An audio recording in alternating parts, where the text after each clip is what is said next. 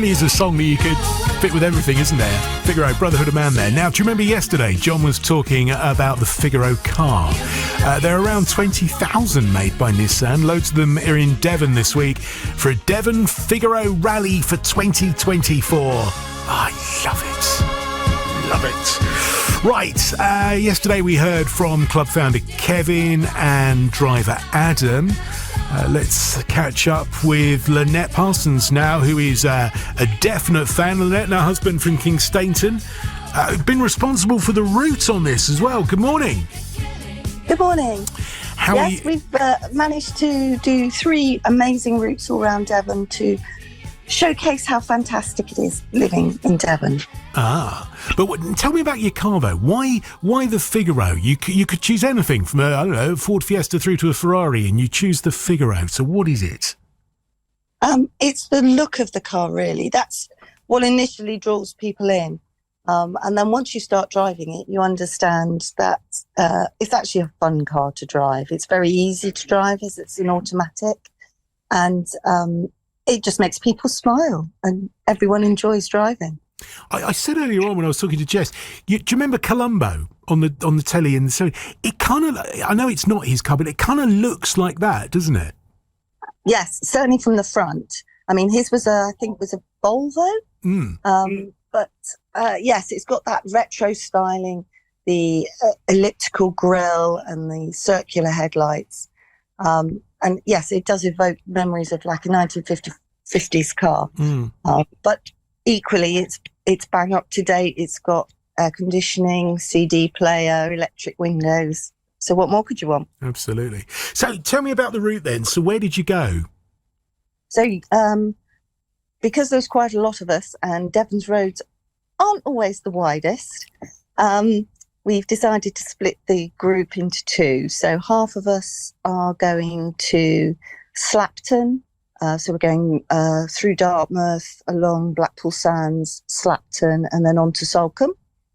And then the other half are going to East Devon, so Exmouth, Budleigh Salterton, Otterton, and then down through Branscombe and Sidmouth. Okay. Oh, you have chosen some beautiful locations. So was it a case of people decided where they want to go, or was it draw lots? Oh, no. My husband and I decided where we would take them. Oh, I see. And then we planned the routes. So this whole rally has been in the planning since last July. Right. So, you've got people coming from Germany and Luxembourg and Holland. So clearly there are worldwide fans of this little car. Absolutely. The club is a worldwide club. So Kevin, who runs it, obviously decided to run it in England, and it's just expanded to be worldwide. And we have members in Australia, New Zealand, America. So we're a big family all around the world. Were there variants of the car? I mean, how many years was it made for? Is it still being made? No, it was only made between 1990 and 1991. Wow, okay. Only 20,000 in 4 colours, and that was it. And they were all standard. So they've all got the same engine, they've all got the same gearbox. The only options, the only extras you could have alloy wheels instead of the polo wheels, which are quite distinctive. You could have a parking stick. You could have a ski rack. So there were some optional extras, but the basic car was exactly the same. What's a parking stick? Oh, it's a pole that is at the front left-hand corner of the car that basically tells you where the corner is. Oh. So when you park the car, you don't hit anything. Because the bonnet is so long and dips away, you can't actually see the front of the car. Okay. So, this is a great hobby, isn't it? Because is it something you share with your husband? Yes. My husband and I are into vintage cars. So we have a few. He's more MG, but I love the Figaro because it's so easy to drive. Fantastic. I was at a car rally, the Cars and Cappers on Sunday, and there is so much of an interest in cars in Devon, which is lovely because I'm a total petrol head anyway. Is there much of a kind of customization interest in these cars? So do people kind of soup them up?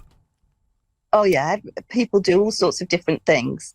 Not so much to the engine, but to the interiors. So, some people have had their interiors refurbished, different colour seat belts. They've added extras like cruise control, electric mirrors. So yeah, there's a lot of that, but also because they're quite friendly looking cars, people make things for them. So we've got a dashboard cover you might make, or some little felt Figaros to put on your dashboard when you're parked, crocheted Figaros. So there's a whole sort of craft experience around them as well. I love that. That's brilliant. So how many can we expect to see? So if we've got these two convoys going out, one down into the South Hams, the other to East Devon, how many vehicles are we going to see? There are around 20 in each convoy. Brilliant. Well, it's going to look great. Well, if there's only 4 colours, so it look very uniform. Do you group them together in colours? Well, although they were only manufactured in 4 colours, obviously people like to put their own stamp on things. Oh.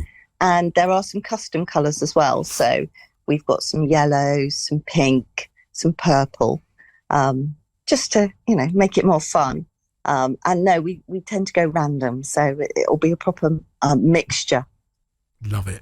Well, have a great day. It looks as though you've got the weather for it as well. So it's going to be showing Devon off in its full glory. You have a great time. Thank you very much. Brilliant. There you go. That's Lynette Parsons. You'll see her in her Figaro a little bit later on today. It's BBC Radio Devon. It's coming up to 8:30 now. Dan's got the news.